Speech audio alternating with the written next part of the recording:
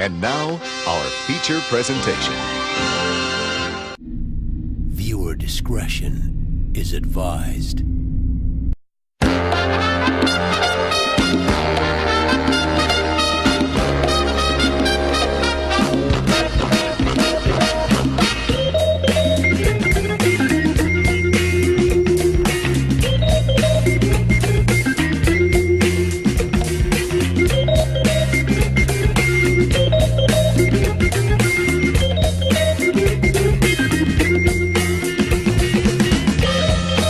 Thank you. Thank you so much, ladies and gentlemen. Good morning, good afternoon, and good evening, depending upon what part of the world that you live in. I'm your host, William Brower, and tonight I would like to go ahead and take an opportunity to bestow the most appropriate of birthday wishes to, of course, none other than Mr. Fred Williams, co-host of the famous Fun-A-Dee-Dee radio show when we had it up and running. The source of inspiration for not only multiple sources of film shorts, short pieces of fiction, but also even a few little goodies in between. So, without further ado, let's go ahead and get the ball rolling, shall we? Now, speaking of the good old days of the Fun-A-Dee-Dee radio show, Miss Lori, let's go ahead and throw this over your way. Do you happen to have any fond memories of Fred when we were first initially running the show and trying to get it up and running with a attentive audience by chance? Once he wanted me to approve a contest where he would give a new toilet to the listener with the largest bowel movement on the air. I mean, you can imagine the logistics of that. I certainly can indeed, and it's definitely a good thing we decided against going with something else instead. I mean, it's bad enough. I still remember the time that I made that minor mistake of doing the live photo bomb a few days after the wedding between Fred and Callie, and boy, was that an awkward situation to say the least.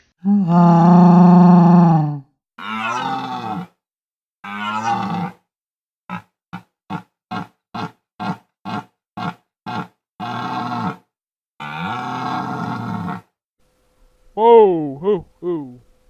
And then, of course, came that immortal day when, we decided to go ahead and throw everything we could possibly imagine to the wall itself and go ahead and pitch the aforementioned Fun-A-Dee-Dee radio show, the best place for a broke author to try to promote and support himself and even whore himself to the general public. Featuring, of course, none other, yours truly, William Brower, plus the dear beloved co-host, Mr. Fred Williams. Company, if given the opportunity you want to see me? You came late yesterday. You came late today. I don't need you. You're fired. Fuck you. Good. Fuck you, you drunk! Fuck you 1000%! Fuck you till your asshole is Pepe Donkey asshole! Let me many, I guess.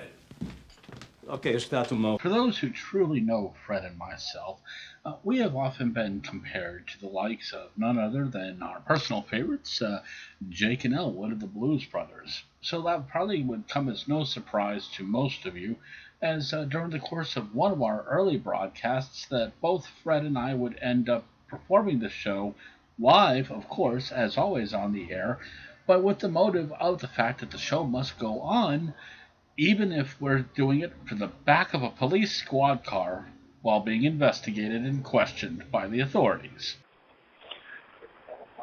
For the lack of a better word, in my opinion, she was a pioneer on so many levels. She can get the point across when needed, but still doesn't mind. I'm in the middle of a radio show.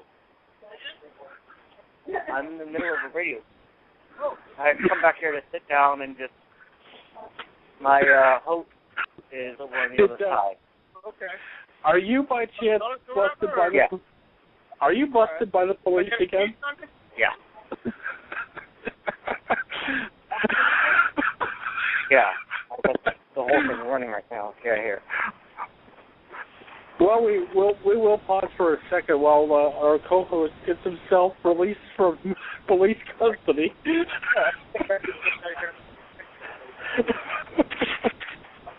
On a different note, as we're waiting for our co-host to return, the news has been showing some very interesting things, especially in terms of the gun control issue. I know there's a couple of items that are going to be going up for the ballot soon at the Senate. I've been watching only the cliff notes on that. But either way, I know that that's going to probably be the fodder for another story within itself. Has our co-host returned, or is he still being detained? Half and half. Half and half? Yes. Are you able to talk a little bit more about Margaret, or should I keep going? I think it's probably better that you keep going right now. Okay, so listen, anyways, if anybody's listening, Of course, there was that one time when the wrong set of buttons were pushed, tempers flared, and everything else. And it's no surprise, but it came upon a night where everything that you can imagine to go wrong actually did. And we had a communication breakdown live on the show, resulting, of course, with the host taking a moment of opportunity to pounce upon and poke fun of Fred's wife. for those of you listening, yes, I am ranting and raving. That's right. That's because I've drunk almost about a half a gallon of coffee. 954, you're on the air. Hello, this is Callie. Hi, Callie. How are you tonight? What's that? How are you tonight? Doing really well.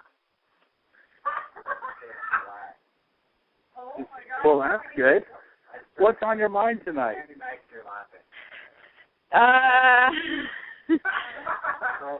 Bleaching hair. Bleaching hair. Yeah, how the prices have gone up on that, especially just for a bleach retouch the roots. It's $110 for me because my hair is extra thick.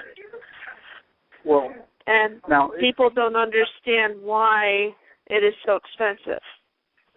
Well, the reason that it's so expensive is because if you do it the wrong way, the hair blade sometimes soaks into the brain, and exactly. The brain is like a sponge. So the more times that you do bleach, unfortunately, the more brain cells are lost. But that's all right. That does happen on occasion. You know what I'm talking about? Uh-huh. Understandably, and needless to say, Fred was not very thrilled to see his wife roasted like a chestnut over an open fire. You have violated my wife. I did not. You soiled the sanctity of my house! Which, of course, in turn forced me to also likewise lose my temper and just kind of blow my top for about 3 seconds. What the fuck?! Of course, a few days later, amends were made, drinks were passed around, toasts were made, and everything else, and all was forgiven. But not before Fred did mention in passing his thoughts about the previous episode's reaction. That motherfucking goddamn degenerate fucking cunt! I'll say that with no shame either. And so it is, another birthday does come to a close, and so does, our show tonight. But I would like to go ahead and leave some parting thoughts. As much as I've often joked about the fact of how demasculated Fred has become since becoming married in the first place, I will leave this as some parting thoughts as possibly a scenario that might happen sometime in the near-distant future, at least according to theories based around some other mutual friends. Jay said you guys had a Star Wars-themed wedding and you tied the knot dressed like stormtroopers. And he says you're the bitch and you're the butch. I'm the bitch? Well, if we were gay, that's the way I'd see it. Will you shut up? Well, folks, it's been real, it's been fun, so that means it must have been really fun. Fred, happy birthday, dear brother, and for everyone else, I will catch you on the flip side. Until next time, ladies and gentlemen, thank you very much, good night, have a pleasant tomorrow.